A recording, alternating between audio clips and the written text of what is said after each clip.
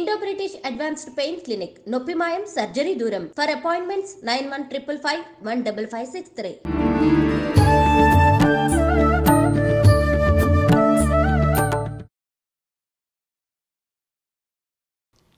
నమస్కారం, welcome to I dream ధర్మ మార్గం విత్ విజిత కార్యక్రమానికి స్వాగతం. ప్రస్తుతం మనతో పాటు ఉన్నారు హైందవ ధర్మ ప్రచారకులు, ప్రముఖ జ్యోతిష్యులు శ్రీ బ్రహ్మశ్రీ వైష్ణవ్ బాలాజీ గారు. ఇప్పుడు వారితో మాట్లాడి మరిన్ని విషయాలు తెలుసుకుందాం. మనకున్న సందేహాలన్నింటినీ కూడా నివృత్తి చేసుకునే ప్రయత్నం అయితే చేద్దాం. నమస్కారం అండి. జై శ్రీమన్నారాయణ తల్లి. అయితే ఈ మధ్య కాలంలో ఆడవారి నెలసరికి సంబంధించి చాలా రకాల విషయాలు వింటున్నాం. అయితే ఆ టాపిక్ వచ్చింది అనగానే ఖచ్చితంగా ప్రతి ఒక్కరి మైండ్లో తలెత్తే ఒక దేవాలయం కామాఖ్య అమ్మవారి దేవాలయం. ఎక్కడ ఆడవారికి సంబంధించి ఆధ్యాత్మికంగా ఋతుస్రావం టాపిక్ వస్తుంది, అది మగవాళ్ళ మధ్యలో అయినా ఆడవాళ్ళ మధ్యలో అయినా ఎక్కడైనా అమ్మవారి టాపిక్ రావాల్సిందే. అసలు ఏంటి అమ్మవారి కామాఖ్య అమ్మవారి ఆలయ స్థల పురాణం ఏంటి, అసలు ఆలయం ఎప్పుడు నిర్మించబడింది, ఆ విశిష్టత గురించి తెలియజేయండి. కామాఖ్య వరదాదేవి నీలపర్వతవాసిని త్వం దేవి జగత్మాత యోగముద్రి నమోస్తుతే.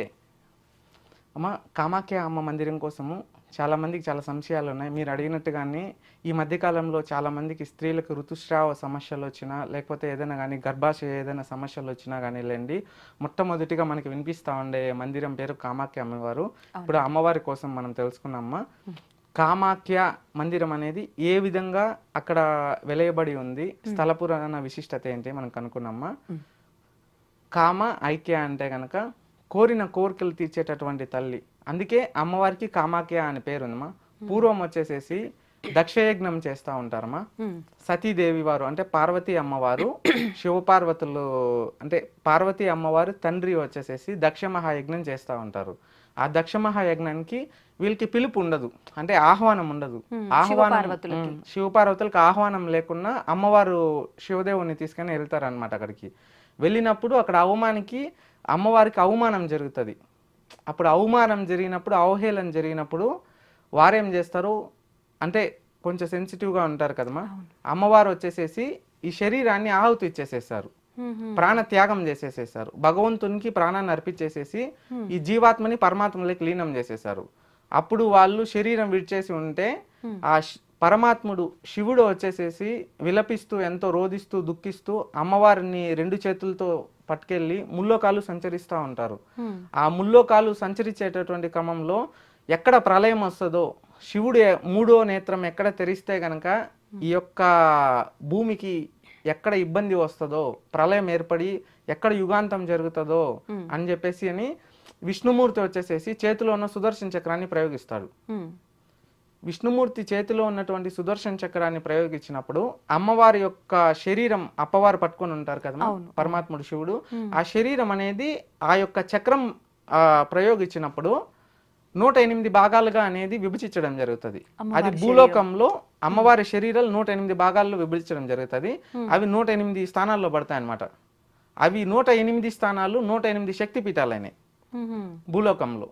ఈ విధంగా వచ్చేసేసి ఎంతో పవిత్రమైనటువంటి యోని భాగము ఇంకా 9 భాగాలు, మొత్తం 10 భాగాలు వచ్చేసి నీలాచల పర్వత శిఖరం పైన 10 భాగాలు పడతాయి. అది బ్రహ్మనది బ్రహ్మపుత్ర నది ఉంది కదమ్మా, ఆ తీరాన పక్కనే ఉంటది నీలాచల పర్వతం అనేది. ఇది అస్సాంలో గౌహాటీలో ఉంది. ఆ పర్వతం పైన అమ్మవారిది అక్కడ పడటం జరుగుతుంది. అక్కడ అమ్మవారు అందరి దేవతల వలె మనకి వచ్చి మామూలుగా విగ్రహ రూపంలో కనిపించరు, యోని రూపంలో అమ్మవారు మనకు అక్కడ కనిపిస్తూ ఉంటారు. ఎంతో పవిత్రమైనటువంటి మందిరమ్మ. అక్కడ అమ్మవారు యోని రూపంలో మనకి దర్శనమిస్తారు. ఇలాగే మనకి భూలోకంలో వచ్చేసేసి ఇక్కడ 10 భాగాలు పడితే 10 వచ్చేసేసి దశ మహాపీఠంగా ఏర్పడుతుంది అనమాట. అంటే దశ అంటే 10, అమ్మవారు 10 ముక్కలు అక్కడ పడతాయి కదా శరీర అవయవాలు. వాళ్ళు 10 మంది వచ్చేసి దశ మహాదేవతలు అంటారు అనమాట. అంటే 10 మంది అతి శక్తివంతమైన వాళ్ళు, వీళ్ళు ఉగ్రదేవతలుగా. అవునవునమ్మా. 10 మంది వచ్చేసేసి ఆ విధంగా దశమహా మందిరాలు వెలుస్తాయి. దీంట్లో ముఖ్యంగా అమ్మవారు అక్కడ ఉంటారు. ఇక్కడ స్థల పురాణ విశిష్టత ఏంటంటే ఇంకొకటిమా, ఈ యొక్క ఏదైతే ఉందో కామాఖ్య అమ్మ మందిరం ఏదైతే ఉందో, ఈ కామాఖ్య అమ్మ మందిరంకి ఈ భూలోకంలో ఇది ఉన్నటువంటి 108 శక్తి పీఠాలలో 54వ అతి పెద్ద శక్తిపీఠం అనమాట. 53, 54 అతి పెద్ద శక్తిపీఠం. కామాఖ్య అమ్మవారు అంత పవిత్రమైనటువంటి మోస్ట్ పవర్ఫుల్ ప్లేస్ అన్నమాట. ఇప్పుడు అంటే అమ్మవారి శరీర భాగం విడిపోయి పడిన ఆ భాగాన్ని ఒక్కొక్క శక్తిపీఠంగా చెప్పుకోబడుతున్నాం. మరి అన్ని అమ్మవారి శరీర భాగాలే అయినప్పుడు ఎందుకని ప్రత్యేకించి ఈ యొక్క ప్రదేశమే అంత పవిత్రమైనదిగా చెప్పుకుంటారు? పూర్వం వచ్చేసేసి అక్కడ ఎంతో మంది తపస్సిద్ధులు కాంచి అమ్మవారి కోసం వారు ఎన్నో తపస్సిద్ధి కాంచి కొంతమంది ఋషులు భగవంతునికి ఈ విధంగా అంటే లోక కళ్యాణార్థమ్మా దుష్ట శిక్షణ శిష్ట రక్షణ కోసము ఆ భగవంతుడు వాళ్ళకి ఒక వరం రూపంలో అమ్మవారు అక్కడ వెలుస్తానని వారికి మాట చెప్పున్నారు మా తపస్సు చేసి ఉంటే అది ఈ దక్ష మహాయజ్ఞ రూపాన ఆ విధంగా అక్కడ వెళ్ళడానికి ఆ కర్మ రూపంలో అమ్మవారిని అక్కడ చేరుస్తుంది. అంటే ఎవరో మహాసిద్ధవంతుడైనటువంటి ఋషి చాలా మంది ఉన్నారమ్మా. ఇవి చరిత్రలో అనేది వాళ్ళ పేర్లు అనేది లిఖింపజేయలేదు. ఈ పురాణాలలో చాలా మంది ఉన్నారు.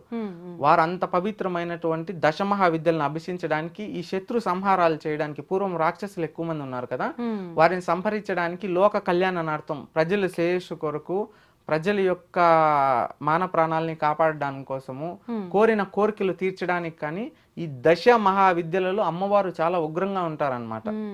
అంటే ఎంతో పవిత్రంగా ఉంటారు. అంత పవర్ఫుల్ గా శక్తిపీఠం అనేది ఉంటది అనమాట. అక్కడ అడుగు పెడితే ఈ కర్మం అనేది ఈ జీవుడు చేసిన పాపం ఏదైతే ఉందో ఆ కర్మం అనేది దహించిపోతుంది. కానీ ప్రతి ఒక్కరూ వెళ్ళి దర్శనం చేసుకోవడానికి లేదు కామాఖ్య అమ్మవారిని, ఉగ్ర రూపం కాబట్టి.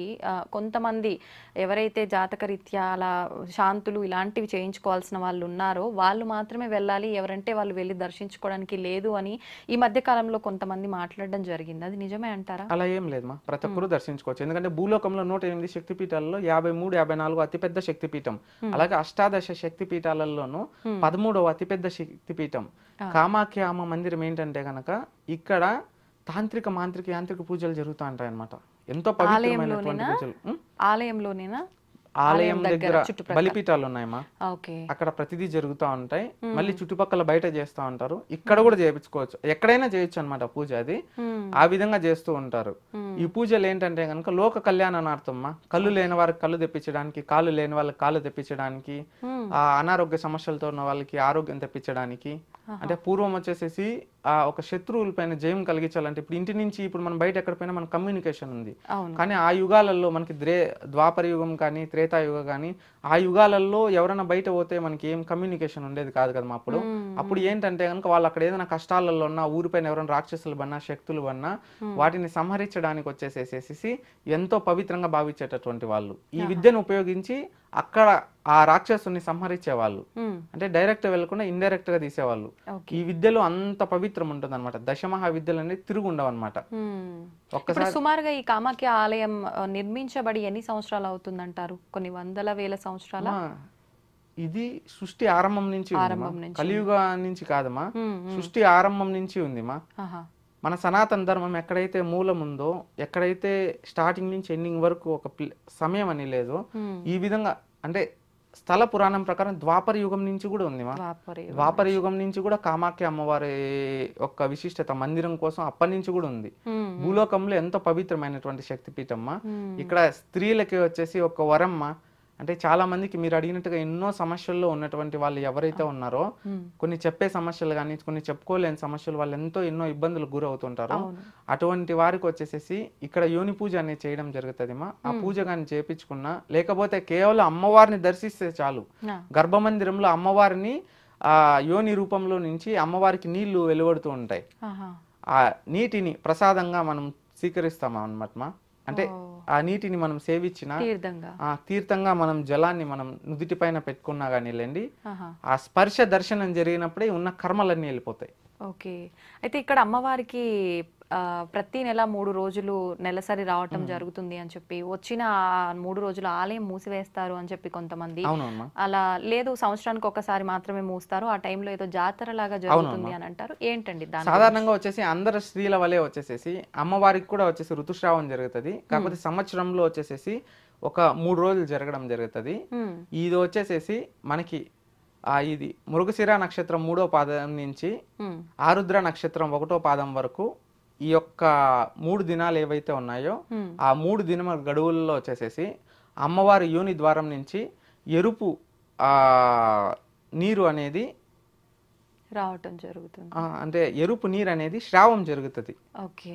అమ్మవారు శ్రవిస్తారు. ఆ ఎరుపు నీరుని అది అక్కడ వెలువిచ్చేటటువంటిది అక్కడ ఎర్రని బట్టలన్నీ పెట్టేసేసి అది ఎంతో పవిత్ర తీర్థంగా భావిస్తారనమాట. ఆ 3 రోజులు అనేది మందిరం తలుపులు అనేది 5 రోజులు మూసివేస్తారు. 5 రోజులు. ఆ 3 రోజులు ఋతుస్రావం జరుగుతుంది. ఆ ఎక్కడి నుంచి వచ్చేటటువంటివి ఎరుపు నీరు ఏవైతే గనక వస్తాయో ఆ నీరన్నీ వచ్చేసేసి శక్తిపీఠం ముందర ఉన్నటువంటి సౌభాగ్య కుండల్లో చేరుతాయన్నమాట. ఇది ఎంతో పవిత్రంగా భావిస్తారు. ఆ 5 దినాలు అనేటివి చుట్టుకారం ఉన్నటువంటి అన్ని మందిరాలు కూడా క్లోజ్ చేసేసేస్తారు.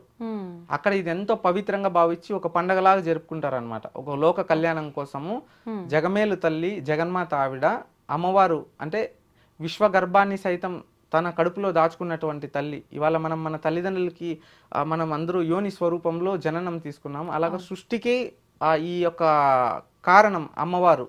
సృష్టి జన్మకి మానవ రూపం కావచ్చు ఏదైనా కానీలే అమ్మవారి రూపేనే ఇవాళ అందరం కూడా మనం ఉన్నామన్నమాట. ఈ విధంగా అమ్మవారిది వచ్చేసేసి సౌభాగ్య కుండలిలో ఆ నీరు చేరడం జరుగుతుంది అనమాట. ఈ 5 రోజులు వచ్చి ఎంతో పవిత్రంగా భావిస్తారు. ఈ 5 రోజుల్లో వచ్చేసేసి అక్కడ వాళ్ళు మందిరాలన్నీ మూసివేస్తారు. అక్కడ ప్రజలు దీనిని అంబుబాషి అంటారమ్మా. అంబుబాషి అమ్మవారికి ఋతుస్రావం జరిగేటటువంటి ఈ సమయాన్ని గడువుని అంబుబాషి అంటారు. ఇదంతా పవిత్రంగా భావిస్తారమ్మా. ఈ 5 రోజులు సంవత్సరంలో ఒక్కసారే జరుగుతుంది. స్త్రీలకు వచ్చేసి మామూలుగా ప్రతి నెలసరి వస్తుంది.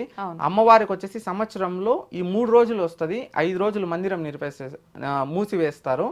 ఇది వచ్చేసేసి మృగశిర నక్షత్రం 3వ పాదం నుంచి ఆరుద్ర నక్షత్రం 1వ పాదం వరకు సమయంకి ముందు ఆల్రెడీ అవునమ్మా, రీసెంట్ గానే అయింది. అంత పవిత్రం ఉంది కాబట్టి అప్పుడు అందరూ కూడా ఎంతో పవిత్రంగా భావిస్తారమ్మా. అప్పుడు అమ్మవారి యొక్క రక్తస్రావం ఏవైతే వెలువడిందో ఆ యొక్క బట్టల్ని తీసుకోవడానికి గుడి తెరచంగానే లక్షల మంది వెళ్తారు. అంత పవిత్రంగా భావిస్తారు. ఇప్పుడు ఇవ్వట్లేదు అని విన్నాను. ఒకప్పటి కాలంలో ఇస్తా ఉన్నారమ్మా, ఇప్పుడు కూడా ఇస్తా ఉన్నారు.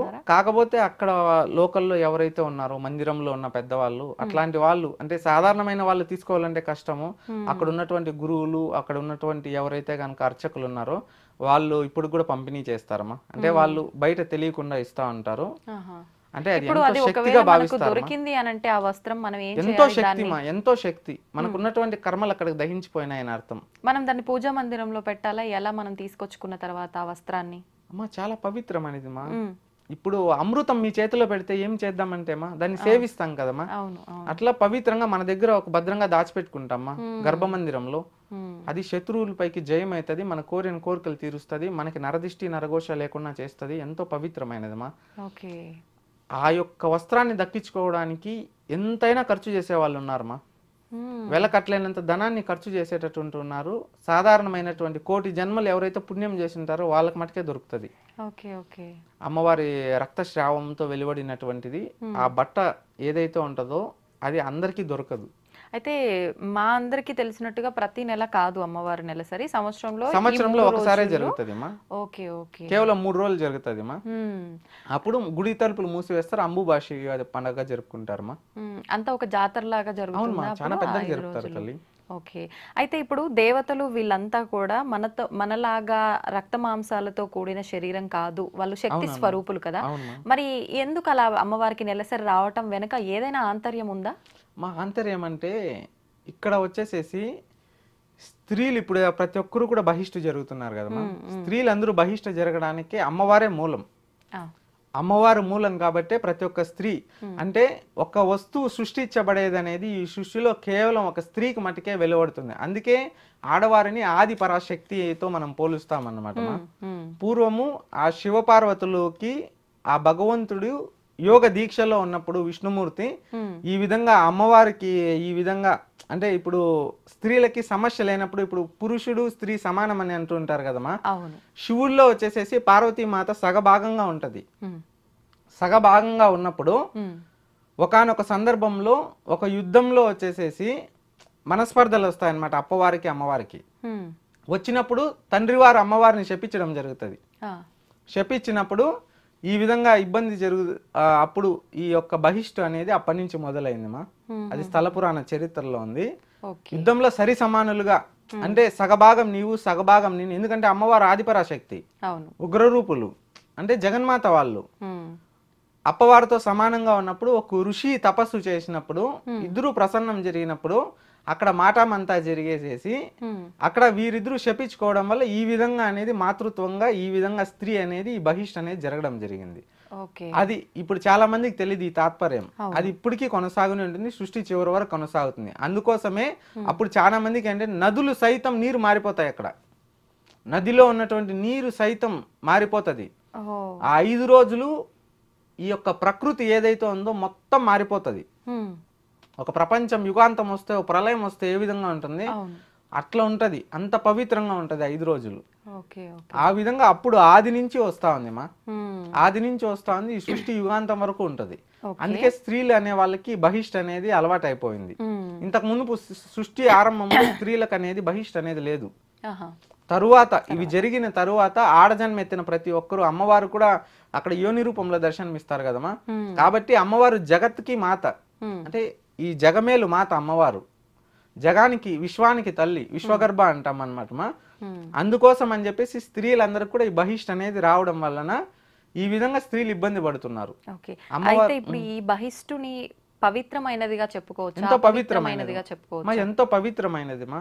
మరి పవిత్రమైనది అయినప్పుడు ఆడవారిని ఈ 4-5 రోజులు దూరంగా ఉండమని అంటారు కదా, ఎందుకంటే మా దీనికి అంటే ఇవి జరగడం బహిష్ట్ అనేది, బహిష్టు జరగడం అనేది పవిత్రమైనది.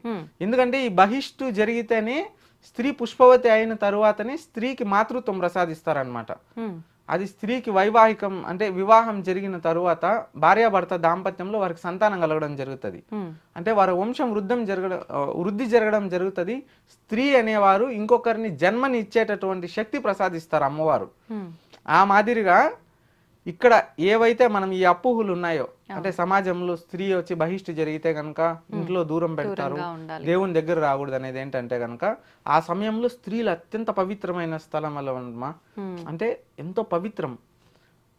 స్త్రీ సాక్షాత్తు అమ్మవారు. అంటే ఒక తల్లి ఏ విధంగా అయితే ఇబ్బంది పడతాదో ఆ నొప్పికి, ఆ మాదిరిగా స్త్రీ ప్రతి ఒక్కరూ నొప్పి పడతారు. బిడ్డని కనేటప్పుడు, బిడ్డని ప్రసవించేటప్పుడు ఎంత నొప్పి అయితే ఉంటుందో, పురిటి నొప్పి, ఆ మాదిరిగా ఇప్పుడు ఇంత నొప్పులు అనేటివి ఉంటాయన్నమాట. అది నెలసరి ప్రతి నెల వస్తుంది స్త్రీలకు ప్రతి నెల అనేది అది ఆ విధంగా రావడం జరుగుతుంది. దానిని అటువంటి వచ్చింది మంగళకరమైనటువంటి స్థానాలకి అప్పుడు పంపించరు అనమాట స్త్రీని. ఎందుకంటే వాళ్ళకి కొన్ని కర్మలు అనేటివి దహింపం అనేది జరుగుతుంది అనమాట.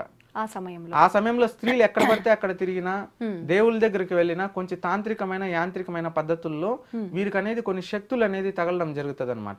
నెగిటివ్ ఎనర్జీ తగులుతుంది. ఆ మైలుకు వచ్చేసేసి కొంచెం నెగిటివ్ ఎనర్జీ ఉంటది. అది ఏంటంటే గనక వైదికంలో 2 పరిణామాలుగా ఉంది. సాత్వికంగాను ఉంది, తర్వాత వచ్చేసేసి మనకి రౌద్రంగాను ఉంది, తపోగుణంగాను ఉంది.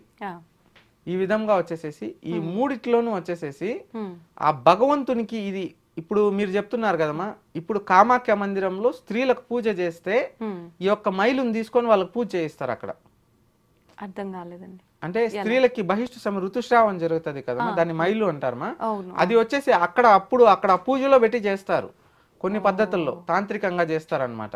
ఇలాంటి పూజ ఏ సందర్భాల్లో చేస్తారంటే ఎటువంటి ఇబ్బందులు అంటే స్త్రీకి ప్రాణాపాయ సమస్యల్లో ఉన్నప్పుడు, స్త్రీ ఏదైనా పెద్ద సమస్యల్లో నీకు ప్రాణం విడిచేస్తుంది, లేకపోతే సంతానం లేని సమస్యల్లో గానీ, ఏదైనా వాళ్ళ శరీరంలో ఏదైనా అవయవ లోపం ఉన్నా, ఏదైనా జన్మ దోషం ఉన్నా, అట్లాంటిది ఏదైనా ఉంటే ఇది చేస్తారమ్మా.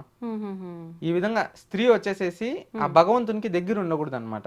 వైర్యాలు అనేది భగవంతుని తొలగకూడదు. ఇప్పుడు భగవంతుల్లో కూడా వచ్చేసేసి బ్రహ్మచారి దేవుళ్ళు ఉన్నారు, అదే విధంగా సంసారికంలో ఉన్న దేవతలు ఉన్నారు. వాళ్ళల్లో అనేది అందుకు ఇది ముందు నుంచి ఎంతో పవిత్రంగా ఉంటారమ్మా. ఈ మైలు అనేది ఋషులకు గాని, సిద్ధులకు కానీ, భగవంతుని దైవ చింతనార్థులకు కానీ, మళ్ళీ భగవంతుని నిత్య పూజ ఆరాధన చేసేటటువంటి వాళ్ళని దేవుళ్ళ దగ్గరికి వెళ్ళినా కానీలేండి, ఇవి సోకితే గనక కొంతమంది అపవిత్రంగా భావిస్తారు. అంటే పవిత్రం భావించే వాళ్ళు ఉన్నారు, అపవిత్రం భావించే వాళ్ళు ఉన్నారు. అటువంటి సమయంలో కనుక స్త్రీ గాని అక్కడ కానీ ఎక్కడైనా సంచరిస్తూ తిరిగినా కానీలే, పొలిమేర సందుల్లో కానీ, లేకపోతే గనక ఈ మందిరాలలో దగ్గరికి వెళ్ళినా కానీలేండి, ఆ నెగిటివ్ ఎనర్జీ అనేది వాళ్ళ జీవితానికి ప్రభావితం జరుగుతుంది. దేవుడు అపవిత్రంగా భావిస్తాడు అప్పుడు. కాకపోతే మీరు అనొచ్చు, ఎందుకు అంబుబాషి అమ్మవారికి జరిగినప్పుడు ఇంత పవిత్రంగా భావిస్తారు, అంత శక్తిపీఠానికి అంత జాతర చేస్తారు, మేము కూడా అందరూ ఆడవాళ్ళం మీరు చెప్తున్నారు కదా, మాకెందుకు ఈ విధంగా అనేది ఆ 5 days ఇంత పెయిన్ అనుభవిస్తాం మేము, ఇంత పెయిన్ అనుభవించి ఈ 5 రోజుల్లో వచ్చి మేము పడిన కష్టం ఎంతో ఉంటది, ఆ సమయంలో వచ్చేసేసి మమ్మల్ని ఎవరు అర్థం చేసుకోరు, అంటే అప్పుడు దాకా మమ్మల్ని ఒక దేవతలాగా చూస్తారు, సడన్ గా వచ్చేసేసి ఏదో ఒక ఆట బొమ్మలాగా మేము బాధలు పడుతూ ఉంటే కొంతమంది సేమ్ గా ఫీల్ అవుతారమ్మా. అది ప్రౌడ్ గా ఫీల్ అవ్వాల్సింది, మా షేమ్ గా ఫీల్ అయ్యేది కాదు. ఎందుకంటే ఒక స్త్రీ ఒకరికి జన్మని ప్రసాదించేటటువంటి శక్తి భగవంతుడు ఇచ్చాడమ్మా. మన తల్లి అక్క చెల్లి అందరికీ సహజ సిద్ధమైనది మా ప్రకృతికి. ఆ సమయంలో దూరం పెట్టడం ఏంటి అంటే ఈ వైదిక సాంప్రదాయాల్లో భగవంతుని కొన్ని వైర్యాలు ఉన్నాయి. ఈ విధంగా భగవంతుని దగ్గర వెళ్ళి వాళ్ళు కానీ పూజలు చేయడం కానీ, అది ఏదైనా పుణ్యకార్యాలు మంగళకార్యాలు జరిగేటప్పుడు ఈ స్త్రీ మైలు అనేది అక్కడ కానీ వాళ్ళకి తగిలితే కనుక కొంతమంది అశుభంగా భావిస్తారు అనమాట. అందుకోసం అని చెప్పేసి వాళ్ళ దగ్గరకు రానియరు. దుష్టగ్రహాల ప్రభావితం వాళ్ళ మీద ఎక్కువ పడతా ఉంటాయి. అందుకోసం చాలా మందికి ఆ సమయాల్లో బయట కూడా పంపించరు. కానీ ఈ మధ్య చాలా మంది చాలా మంది కాదు, కొంతమంది మేము పీరియడ్స్ వచ్చినప్పుడు కూడా ఆలయంలోకి వెళ్తాము అని చెప్పి చెప్తూ ఉన్నారు, మాకేం అవ్వలేదు మేము బాగా ఉన్నాము అని చెప్పి. మరి అటువంటి వాళ్ళు బాగానే ఉన్నారు అని అంటే మీరు చెప్పినట్టుగా చూస్తే నెగిటివ్ ఎనర్జీస్ వచ్చే అవకాశం ఉంటుంది అని. మరి వాళ్ళు బాగానే ఉన్నారు కదా, మీరు చూస్తేనేమో ఇలా చెప్తున్నారు అని అందరూ వెళ్ళొచ్చు అని అనుకునే వాళ్ళు కూడా ఉంటారు కదా, వాళ్ళకేం చెప్తారు? అమ్మ ఒక్క మాటే చెప్తానమ్మా. ఇది ఎందుకంటే భగవంతుడు ఉన్నాడు, రాక్షసుడు ఉన్నాడమ్మా. మనం ఈ చేత్తో అన్నం తినేటప్పుడు ఇట్లే తింటామా, మనం ఇట్లా వెనక్కి తీసుకొని ఇట్లా పెట్టి ఇట్లా తినం కదమ్మా. ఇప్పుడు వాష్రూమ్లో ఏ పని చేయాలో ఆ పనే చేస్తాం, వంట రూమ్ లో పోయి వాష్రూమ్ లో చేయం కదమ్మా. అట్లా చేయకూడాల్సినటువంటి పని చేయకూడదు తల్లి. అట్లా కానీ చేశారంటే కనుక స్త్రీకి ఒక శాపం కూడా ఉంది. ఏంటండి అది? పూర్వం వచ్చేసి ఒక రాక్షస శాపం ఉంది. ఈ విధంగా బహిష్టు జరిగినప్పుడు భగవంతుని మంగళ కార్యాలకి నువ్వు దూరంగా ఉండుగా అనే శాపం ఉంది. దాని ప్రభావం ఏమంటే వాళ్ళు అట్లా ఏదైనా చేయరాని తప్పిదాలు ఏదైనా మందిరంకి వెళ్ళేసేసి చేయకూడనటువంటి పని ఏదైనా చేస్తే గనక బాగానే ఉంటారు తల్లి, తప్పు చేసినా ఉప్పు చేసినా బాగుంటుంది. చివరి రోజుల్లో ఇబ్బంది పడతారు, వారి పిల్లలు ఇబ్బంది పడతారు, రానున్న తరంలో ఇబ్బంది పడతారమ్మా. స్త్రీ పురుడు ఇద్దరు సమానమేమా.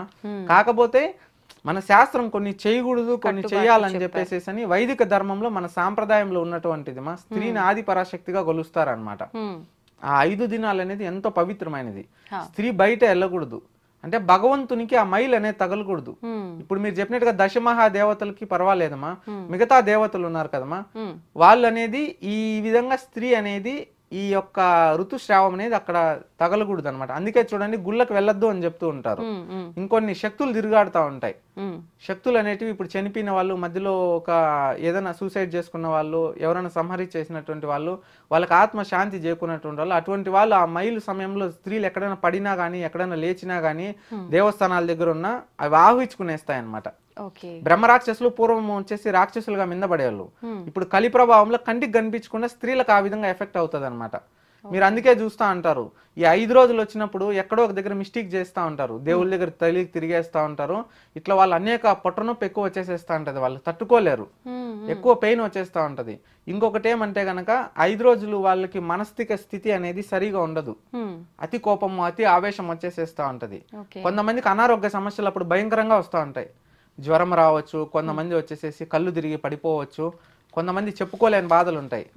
అవి అంతా ఆరోగ్యం బాగుంటుంది, కరెక్ట్ గా ఆ టైంకే వచ్చేస్తాయి. కొన్ని అమావాస్య పౌర్ణములు కూడా అప్పుడు అది బయట పడిపోతుంది, వాళ్ళు చెప్పుకోలేని సమస్యలు అనుభవిస్తూ ఉంటారు, జీవితకాలం ఆ సమస్య వెంటాడుతుంది. ఖచ్చితంగా దాని ఫలితం అనుభవించాల్సిందేమా. అందుకోసం మందిరాల దగ్గరికి పోకూడదమ్మా, ఇది వైర్యాలు ఉన్నాయి, అది వెళ్తే కనుక అది దోషం, తప్పుగా భావిస్తారు. ఇప్పుడు ఒకవేళ అలాంటి టైంలో ఆడవారు ఒకవేళ ఆలయానికి వెళ్ళారే అనుకోండి, వీళ్ళకు దోషం వర్తిస్తుంది, ఓకే మీరు చెప్పిన దాన్ని బట్టి ఆలయం కూడా ఏమన్నా అపవిత్రం అయ్యే అవకాశం ఉంటుంది. అంతే కదమ్మా, పవిత్రమైన స్థానంలో అపవిత్రం అనేది జరిగినప్పుడు ఆ పవిత్రాన్ని అక్కడ అపవిత్రం జరిగితే, ఇప్పుడు మనం ఎంతో కష్టపడేసి తపస్సు చేసి ఉంటామా, భగవంతుడు దివ్య ఆకర్షణ శక్తితో మనకు అనుగ్రహం చెందికి ఒక వరం ఇస్తా ఉంటాడు. ఆ సమయంలో మన తపస్సుని భంగం ఎవరైనా చేశారంటే గనక ఈ ఫలితం అనేది మనకు దక్కుతుందా? దక్కదు కదా తల్లి. అదే మాదిరిగా ఈ యొక్క చేయకూడని పని చేయడం వల్ల వారి జీవితాలు అనేది తెలియకుండానే కష్టాలలో పోతాయి. జీవితంలో అనేది సంతానం సరిగా పుట్టరు, అయితే సంతానం సరిగా కలిగినా కానీ లేండి, వారికి కొన్ని చెప్పిన మాట వినరు, తల్లిదండ్రులు హింసిస్తూ ఉంటారు, ఇప్పుడు కలియుగంలో ధర్మం ఒక పాదం ఉంది, అధర్మం 3 పాదాలలో ఉంది. అవునండి. చెప్తే వినే వాళ్ళు ఎవరు లేరు తల్లి. లేరు. అందుకోసమేమా స్త్రీలు ఎంతో పవిత్రంగా భావించాల్సిందేమా, అది షేంబడే విషయం కాదు. మన తల్లికి, మన చెల్లికి, అక్కకి అందరికీ జరిగేటటువంటి తంతు, సాక్షాత్తు అమ్మవారికి జరిగేటటువంటి తంతుమా ఇది. అందరికీ సహజమే. కాకపోతే ఆ సమయంలో మంగళకరమైనటువంటి సందర్భం ఉన్నటువంటి జాగాలకు వెళ్ళకూడదు, అంటే దేవస్థానాలకు వెళ్ళకూడదు. ఏదైనా పుణ్యకారాలు ఎవరైనా కానీ కాలం జరిగి ఉంటారు కదమ్మా, వాళ్ళు పిండ ప్రదానం జరుగుతూ ఉంటాయి కొంతమందివి. కొంతమంది వచ్చేసేసి శ్మశానం వైపున వెళ్ళకూడదు. కొంతమంది ఎవరైనా కొత్తగా పుష్పవతి అయి ఉంటారు కదమ్మా, అటువంటి దగ్గరికి వెళ్ళకూడదు. కొన్ని తాంత్రిక, మాంత్రిక, యాంత్రిక పూజల దగ్గరికి వెళ్ళకూడదు.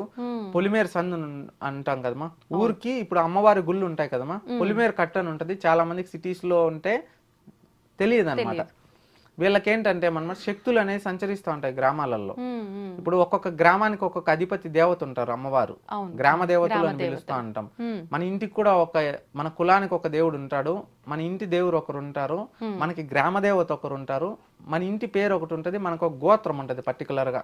ఈ మాదిరిగా కట్టుబాట్లు అనేవి ఉంటాయి అన్నమాట. అటువంటి సందర్భంలో స్త్రీ బయట పోయి కింద ఎక్కడన్నా పన్నా గానీలే, ఆ స్త్రీకి అనేది అపవిత్రంగా భావించి శక్తులు అనేటివి తగులుకుంటే వాళ్ళ జీవితం చివరి రోజుల వరకు ఇబ్బందులు పడాల్సి వస్తుందేమా. అందుకోసం స్త్రీలు అటువంటి సందర్భాల్లో బయట కూడా తిరగకూడదు తల్లి.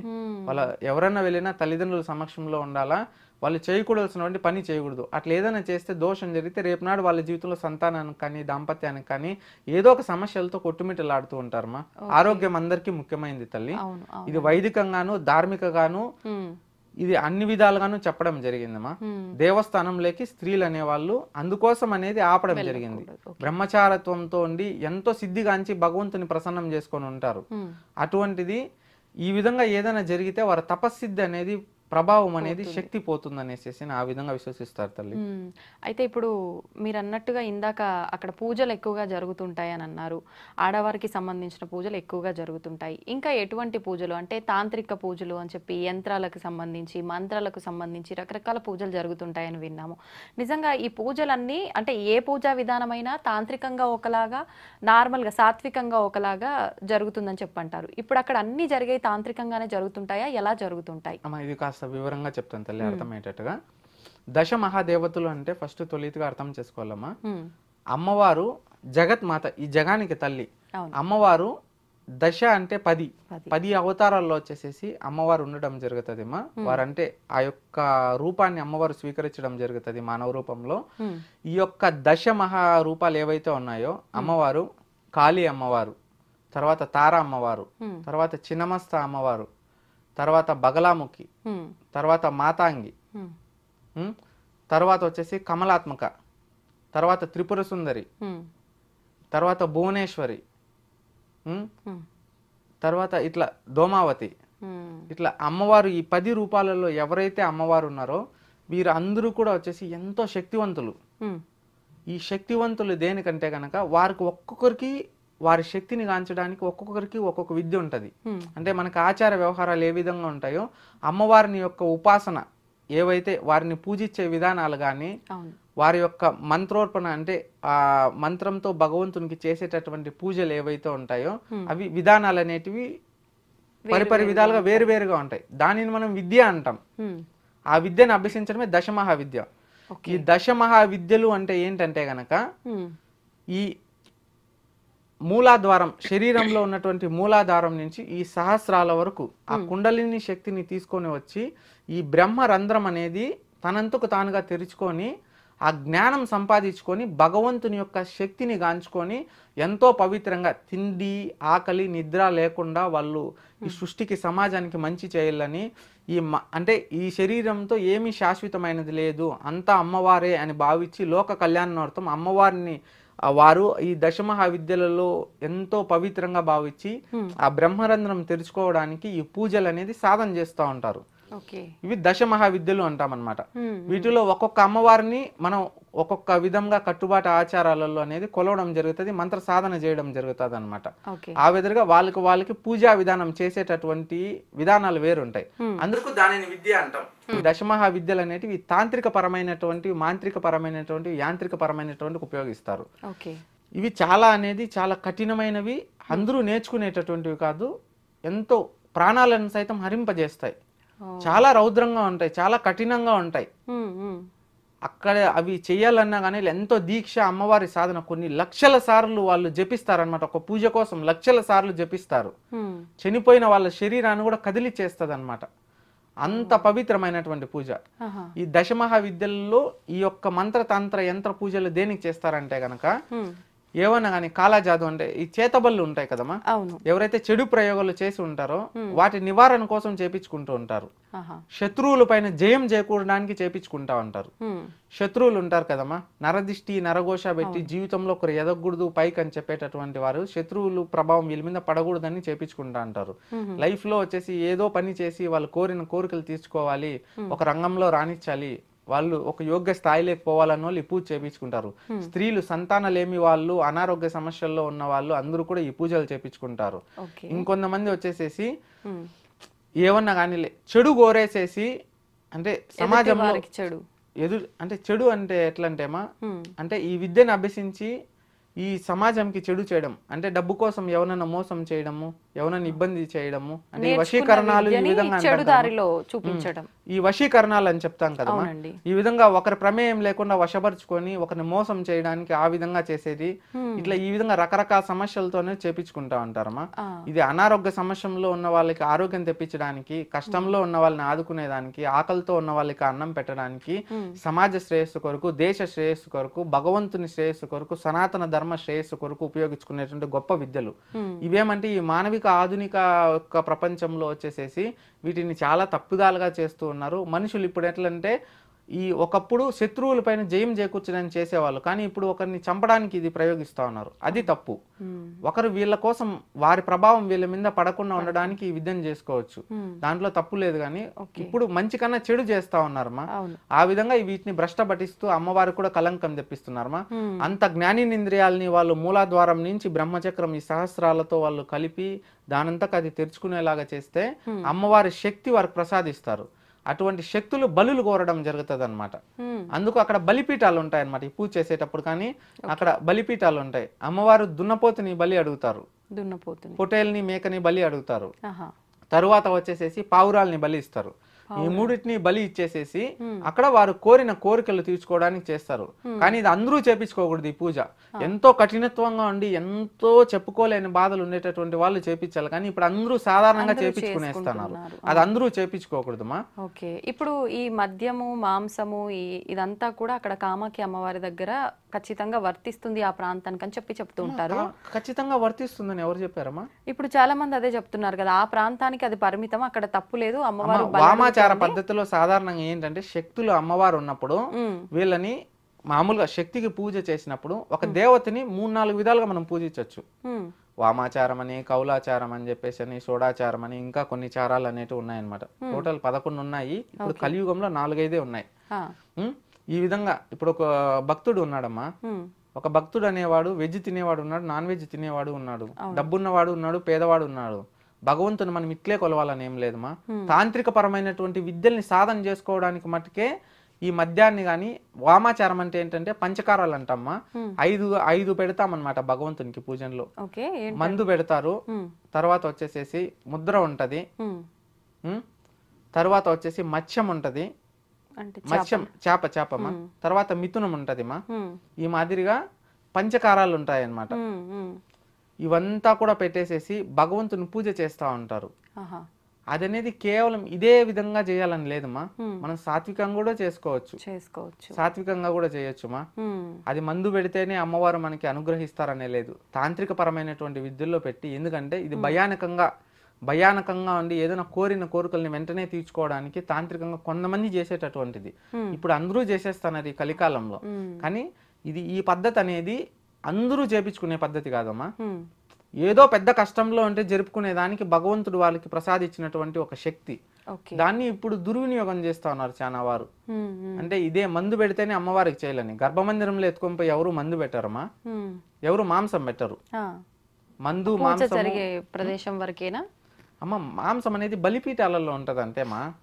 బలిపీఠాలలో అక్కడ బలి ఇచ్చి హోమగుండంలో యజ్ఞాలు ఆచరించి, అంటే టెంపుల్ కి, ఆ ప్రాంతంలో టెంపుల్ కి వైపులా బలిపీఠాలు ఉంటాయా? ఉన్నాయమ్మా. ఎన్ని పీఠాలు ఉంటాయి? దశపీఠాలు ఉన్నాయి. దశపీఠాలు అంటే ఇప్పుడు ఈ దశ మహావిద్యలకు సంబంధించిన దశపీఠాలు ఉన్నాయి. దశపీఠాలు ఉన్నాయి.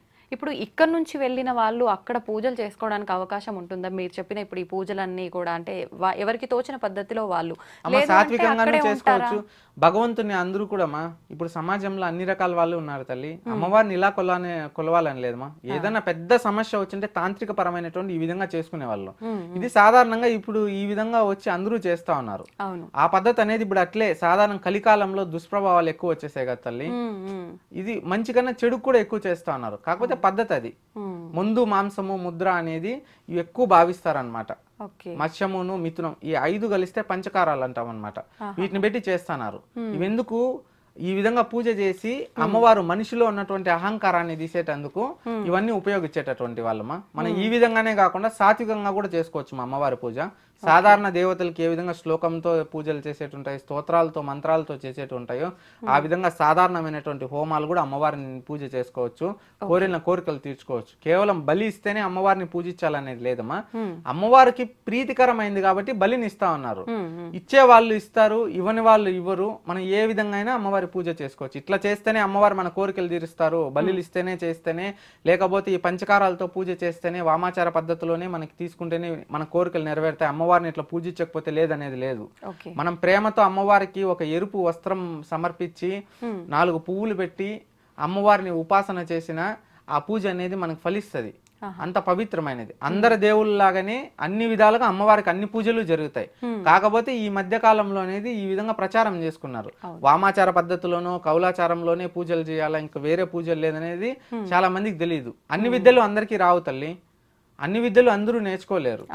ఆ విధంగా వీటిలో విద్యలు కూడా ఉపసించాలంటే అభ్యసించాలంటే ఎంతో నిగ్రహం ఉండాల. ఈ శరీరం పైన మక్కువ ఉండకూడదు. లక్షల సార్లు జపించాలన్నమాట అమ్మవారిని. అంత పవిత్రంగా భావిస్తారు. శరీరం కూడా వెళ్ళిపోతుంది ఒకసారి, ప్రాణాలు కూడా హరించకపోతాయి. అంత కఠినంగా ఉంటది అనమాట అమ్మవారి శక్తి వచ్చినప్పుడు. చేయించుకుంటున్నారా వ్యక్తి ఖచ్చితంగా ఉండాల్సిందేనా? పూజ ఉండాలన్నప్పుడు దగ్గరుండి జరిపించుకుంటారు. ఈ పూజలు దగ్గరుండి జరిపించుకుంటారు.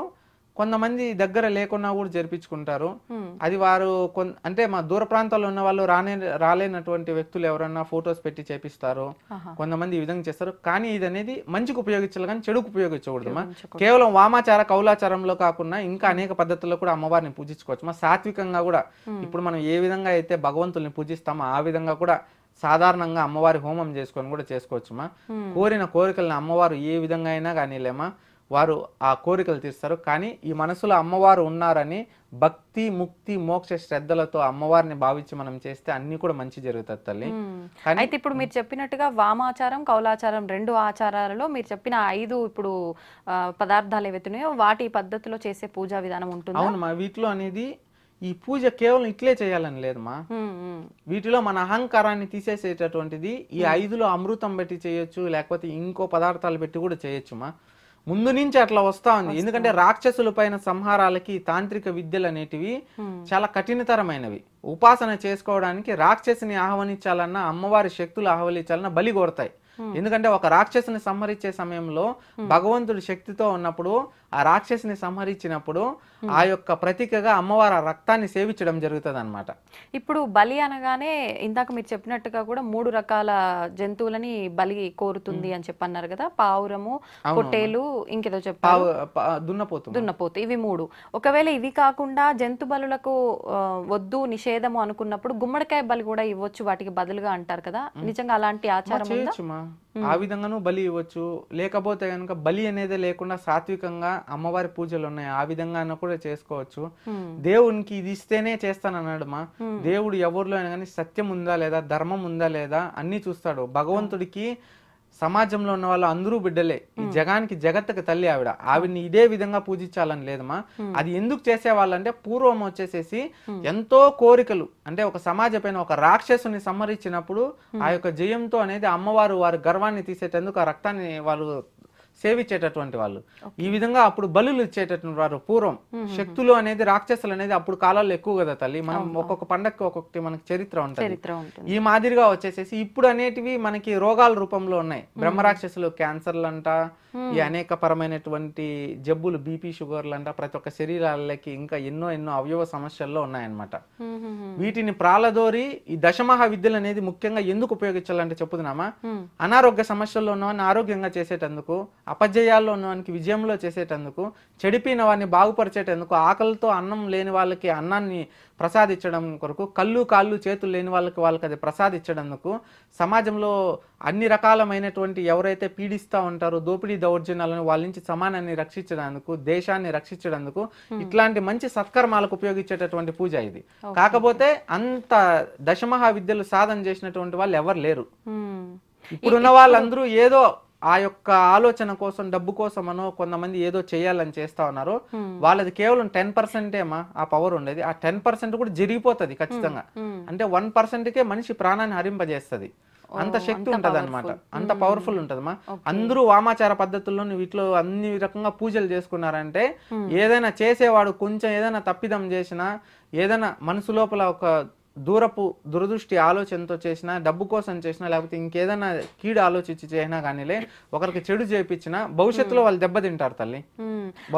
సాత్విక రూపంలో ఆరాధించే వాళ్ళు ఎక్కడైనా, అంటే ఈ మధ్య కాలంలో ఈ దశమహావిద్యలకు సంబంధించిన ఆలయాలు వివిధ ప్రాంతాల్లో కట్టడం అనేది చూస్తున్నాం. వాళ్ళ ఉపాసనకు సంబంధించి ఏ అమ్మవారైతే ఆ అమ్మవారి ఆలయం కట్టడము, వాళ్ళే సొంతంగా పూజలు అందించటము అలా చేస్తూ ఉన్నారు. కానీ చాలా మందిలో మాత్రం దశమహావిద్యలు అనగానే మీరు ఇప్పుడు చెప్పారు, ఏ రకంగా పూజిస్తే ఆ రకంగా అమ్మవారు అనుగ్రహిస్తారు. ప్రతి ఒక్కరి మైండ్ లో ఉన్నది మాత్రం తాంత్రిక రూపంలో మాత్రమే ఆరాధించాలి దశమహావిద్యలని. దానికి సంబంధించి మనకు నవరాత్రులు కూడా గుప్త నవరాత్రులు అని చెప్పి వచ్చాయి కాబట్టి ఇది నిజంగానే గుప్తంగా ఉండాలేమో ఈ దేవతల పూజలన్నీ కూడా అన్న భావనలో ఉన్నారు. కాబట్టి ఈ ఆలయం ఎక్కడన్నా ఉన్నా కూడా వెళ్ళాలంటే చాలా మంది భయపడుతున్నారు. నిజంగా సాత్విక పూజలు జరిగే ప్రాంతానికి మనం అలా భయపడుతూ వెళ్ళాల్సిన అవసరం ఉందంటారా? ఎందుకంటే ఈ బలులు సాధారణంగా నేను చెప్పాను కదమ్మా, ఏదో పెద్ద ప్రళయం వస్తే చేసేటటువంటిదిమా. కానీ ఇప్పుడు ప్రతి ఒక్కరూ చిన్న సమస్యకు కూడా అదే పెట్టి చేసేసేస్తా ఉన్నారు. వీటి వల్ల అనేది సామాన్యులు అంటే అక్కడ బలులు ఇస్తారు, ఇట్లంతా జరుగుతుంది.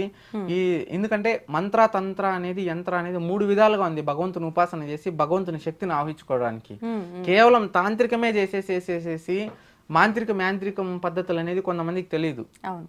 మంత్రాలతో అమ్మవారిని నామం అనేది ఉపాసన చేసి అమ్మవారిని పూజని వారి శక్తిని గాహించి మంచి చేయడానికి ఉంది పద్ధతి.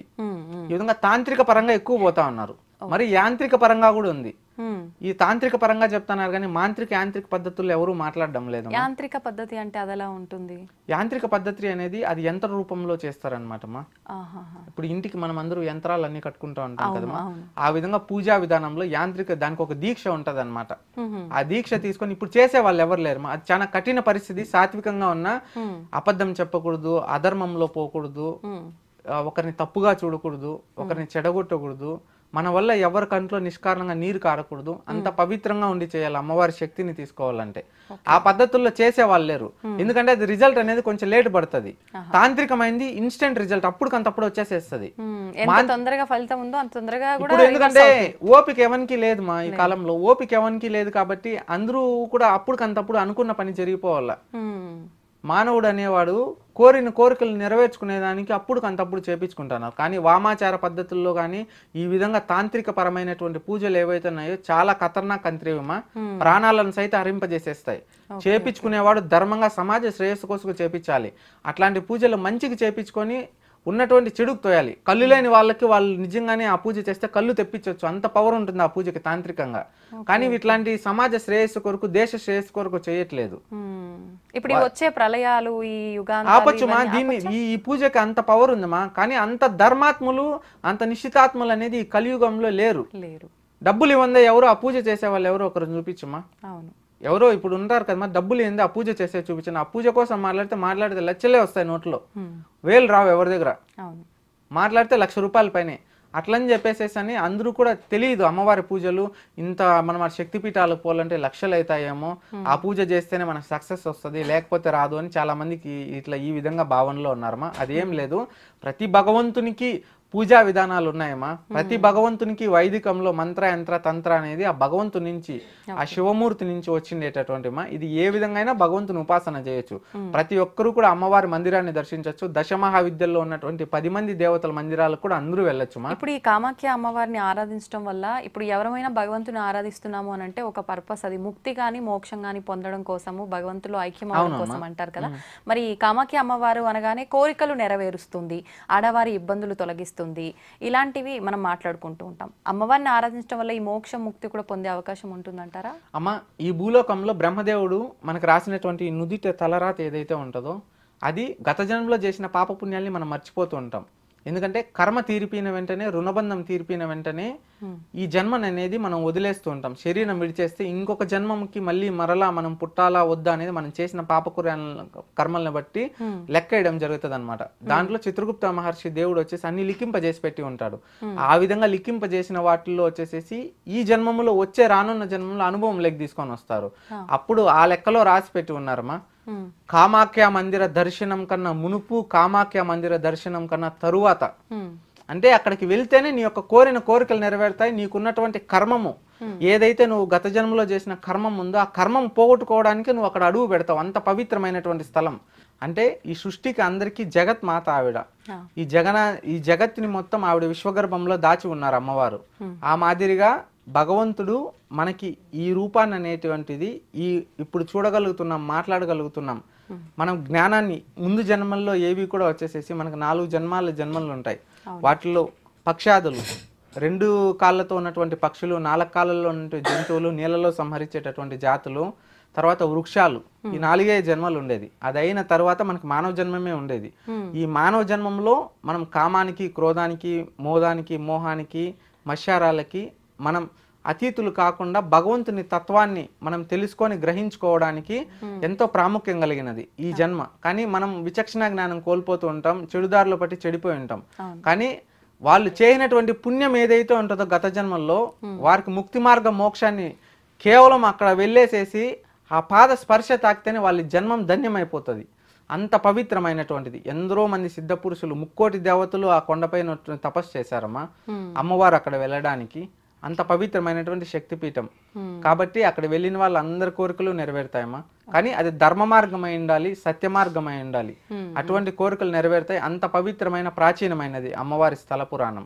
ఓకే, అయితే నిజంగా ఆలయ విశిష్టత గురించి, స్థల పురాణం గురించి, అమ్మవారికి సంబంధించి ఇప్పుడు రకరకాలుగా మాట్లాడుతున్నారు. అసలు వాస్తవం ఏంటి అనే ఒక సందేహంలో ఉన్న ప్రతి ఒక్కరికి కూడా చాలా మంచి ఒక అద్భుతమైన ఇన్ఫర్మేషన్ వచ్చిందనే చెప్పాలి మీ మాటల ద్వారా.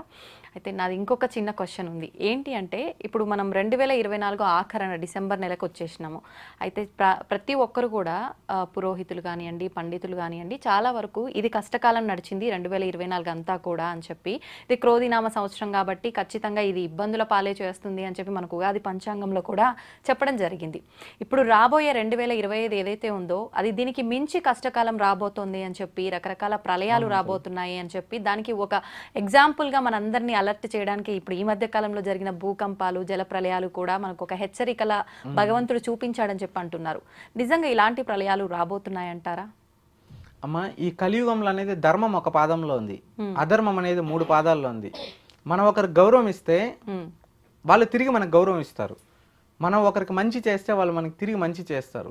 ఈ చేత్తో ఎప్పుడైనా ఎవరికన్నా వండి పెట్టి ఒకరు ఆకలి తీర్చుంటే ఆ విధంగా మనకు వండి పెడతారు.